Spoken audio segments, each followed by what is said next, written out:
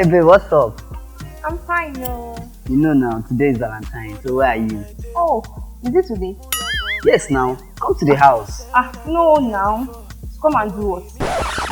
Babe, to have fun now, to enjoy the Valentine, to flex. I'm on life there this side, you know. Just send me my own phone through my account number. She what? 0054482136 GT Bank. Babe, you cannot come. Don't worry.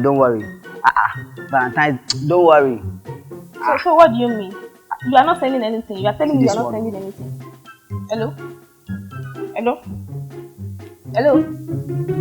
Waiting, but where is that? Who calls the phone? Baby, please come. Who calls the baby? I needed that money badly. Oh, bro, don't need the way. I should go. I should not go. I know what to do.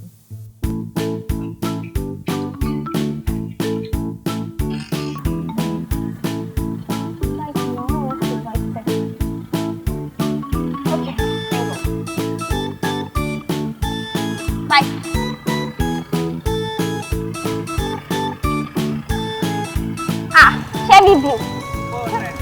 No be 250. Now 250 I won't pay.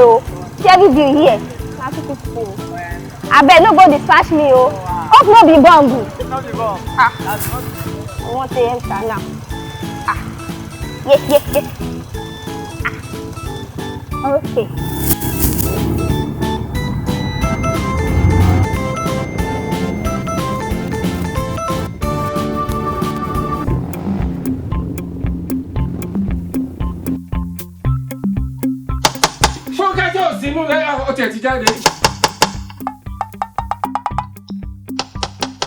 Do you come with two teachers?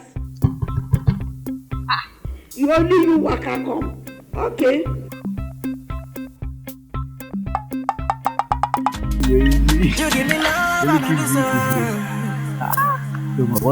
Who am I when you love like this? Hello? Come outside and sort out the cabman. I should come outside and do what? I thought you said you were not coming. Well, I'm here now, so please come outside, come and sort out the cabman. See, I'm not even in Nigeria. I've gone out of this town. She what? Out of town? How? So, who is going to sort out the cabman now? That one is not your business. So me, I have my own bills to pay. Bye bye. Oh no, Baba. Hello? Madam, my money now. You not pay me now. Why are you now shouting? Please don't disrespect me. I have money. What do you mean? Is it not 250? Kibani couldn't money. You're not so interfering. Give me my money now. 250 naira.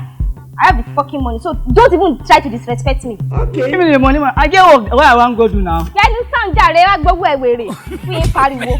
How much is 250? Ma pariwo le mi lórí. Hey! Aye mi tèmi bá mi. Give me my money now. I get work to go do now. I beg, give me money now. I'm coming. I will give you now 250. I will even dash you 500.